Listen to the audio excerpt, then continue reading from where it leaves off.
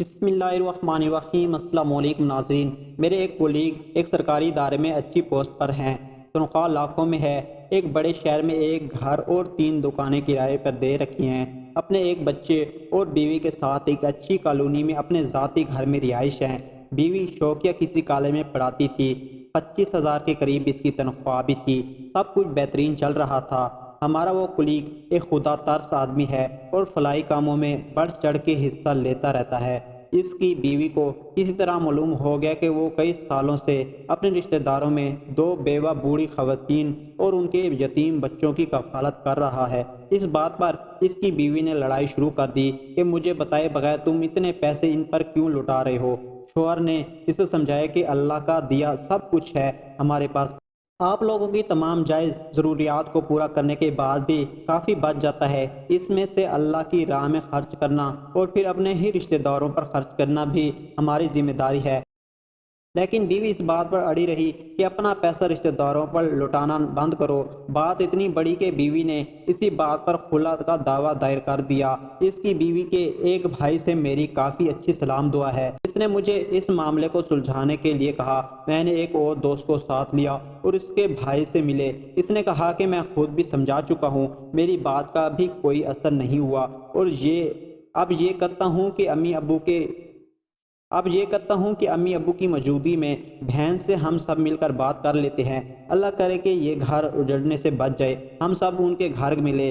ان کا چھوٹا سا گھر تھا جس میں 3 بھائی اپنے درجن بھر بچوں اور والدین کے ساتھ رہائش پذیر تھے۔ لڑکی سے ہم نے پوچھا کہ شوہر سے کیا شکایت ہے اور اس کے ازالے کی کوئی صورت ممکن ہے۔ کہنے لگی کہ وہ اپنی ساری آمدن اپنے رشتہ داروں کو لٹا دیتا ہے، یہی شکایت ہے مجھے۔ میں نے پوچھا کہ کیا آپ کی ضروریات کا خیال نہیں رکھتا؟ کہنے لگی کہ رکھتا ہے۔ ہمارے بزرگ دوست نے پوچھا کہ کیا آپ کو پیسے کی تنگی دیتا ہے کہ آپ کسی چیز کے لیے کہو یا پیسوں کا کہو اور وہ منع کر دے؟ کہنے لگی کہ نہیں، ایسا کبھی نہیں ہوا، میرے کہے بغیر میرے اکاؤنٹ میں اتنے پیسے بھیج دیتا ہے کہ مجھے کبھی کہنا ہی نہیں پڑتا، شاپنگ بھی ساری کرواتا ہے۔ ہم نے کہا کہ پھر جو بچ جائے اس پر آپ کو اعتراض کیوں ہے، وہ اپنی مرضی سے جہاں بھی خرچ کرے۔ کہنے لگی ایسے کیسے، میں اسے رشتہ داروں پر لٹانے دوں؟ میں نے پوچھا کہ اچھا جو آپ کی تنخواہ ہے کیا آپ اسے دے دیتی ہو یا اس کی مرضی سے خرچ کرتی ہو؟ ایک دم اونچی آواز میں بولی، وہ میری کمائی ہے تو میں اپنی کمائی اسے کیوں دوں گی، وہ میری ہے تو اپنی مرضی سے ہی خرچ کروں گی۔ اس کے بعد ہم نے اسے کافی سمجھایا کہ آپ کے جائز ضروریات پوری کرنا شوہر کا فرض ہے، لیکن اس کی ساری کمائی پر آپ کا حق نہیں ہے۔ اس کو پورا استحقاق ہے کہ وہ اس میں سے اللہ کی راہ میں اور اپنے دوسرے رشتہ داروں پر، غریبوں رشتہ داروں پر جیسے چاہے خرچ کرے۔ لیکن اس کا تھا کہ مجھے ایسے شخص کے ساتھ نہیں رہنا جسے اپنی تنخواہ دوسرے رشتہ داروں پر لٹانے کا شوق ہو۔ اس میں سے اس کی والدہ اس کا ساتھ دے رہی تھی۔ جب کسی بھی طرح بات نہ بنی تو ہم نے اسے اٹھتے ہوئے کہا کہ خلا لینے کی صورت میں ان ساری مراحت سے محروم ہو جاؤ گی جو ابھی تمہیں حاصل ہے، والدین کا گھر بھی چھوڑنا ہے، تمہارے لیے یہاں رہنا بہت مشکل ہوگا۔ علیحدگی کے بعد اپنے قریبی بھی آنکھیں پھیر لیتے ہیں، لیکن اس کا یہی تھا کہ میں خود کماتی ہوں، میں اپنا خیال خود رکھ سکتی ہوں۔ ہم نے اپنے کولیگ کو بھی کہا کہ فی الحال ان کا کوئی اور انتظام کر لو، ہم ان کی کفالت کا ذمہ لے لیتے ہیں، آپ گھر بچا لو۔ لیکن اس کا یہی تھا کہ اصل بات تو یہ ہے کہ میں اپنی آمدن پر بھی اپنا حق نہیں رکھتا۔ یہ تو ایسے سمجھتی ہے کہ میں شوہر نہیں بلکہ اس کا غلام ہوں، کہ جو کماؤں اس کے ہاتھ پر لا کر رکھ دوں اور پھر جیسے وہ کہے ویسے خرچ کروں۔ وہ اپنی کٹی پارٹیوں پر لاکھوں اڑا دے تو کوئی مسئلہ نہیں، لیکن میں اپنے غریب رشتہ داروں کی کفالت کروں تو وہ طوفان آ جائے۔ میری کوئی بھی غلطی ہے تو بتائیں، لیکن غلط بات نہیں مان سکتا۔